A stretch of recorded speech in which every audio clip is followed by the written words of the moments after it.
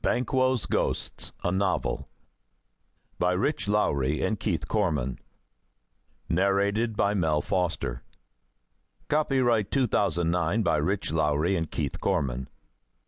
This unabridged audiobook is published by arrangement with Vanguard Press, a member of the Perseus Books Group, and was produced in the year 2009 by Tantor Media Incorporated, which holds the copyright thereto.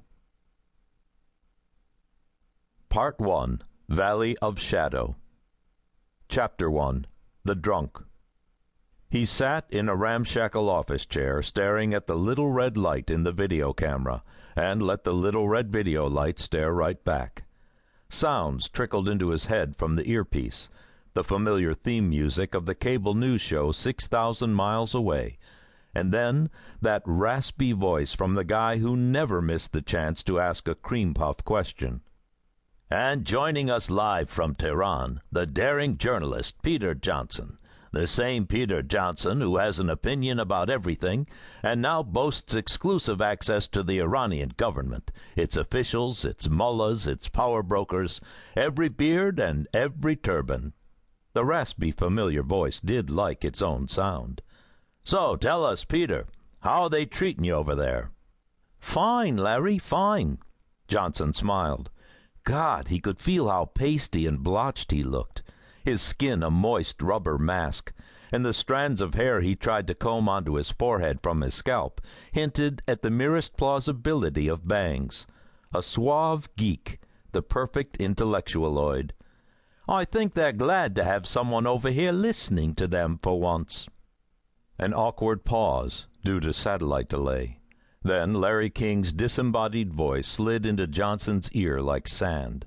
But it was too late. Johnson had already started to talk again. He couldn't help it, a natural reflex to fill any dead air. Chat show guest-itis. When he finally became disentangled from Larry, the host got out, I noticed you're growing a beard. Does it help you fit in over there? Not much can help a sophisticated New Yorker fit in over here, Larry. Johnson looked unshaven, with blue circles beneath his eyes. He could guess what anyone familiar with his reputation must have been thinking. Hungover, maybe barely sober.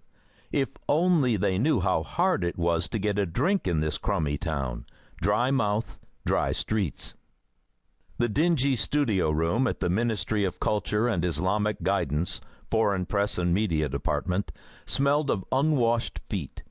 A faded cityscape poster of exotic Tehran hung on the wall behind him, his backdrop for the CNN setup. An evening shot, streams of cars, the fairy lights of Scheherazade, all frozen. It might have been snatched from an Iran Air tourist office, about the time of the Shah, along with the table, the chairs, the grime on the walls. Nothing here was new. A bearded technician crouched behind the camera, impossible to make out from the glaring single spotlight aimed straight at Johnson. He smelled of tobacco and French cologne. A nice enough fellow when he had introduced himself, helping with the earpiece and mic. Soft, gentle hands, clean, manicured nails.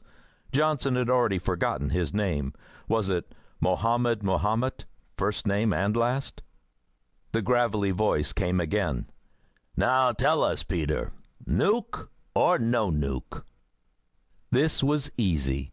He hoped no one thought the moisture tickling his shiny forehead was panic sweat. Oh, what he'd give for some powder right now. Unequivocally, no nuke, Larry. What can I say, except what everyone else knows? This is another put-on, another confabulation by the same people who always lust after another good war.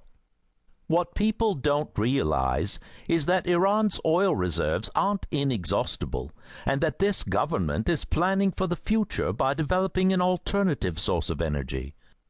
I'm told by my sources in the Ministry of Energy that by the year 2015, nearly 20% of Iran's domestic power will be nuclear, and this will preserve oil, this country's most important source of revenue.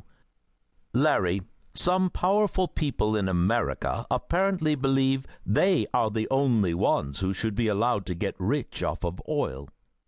Ha ha ha! Larry bleated out his practiced laugh.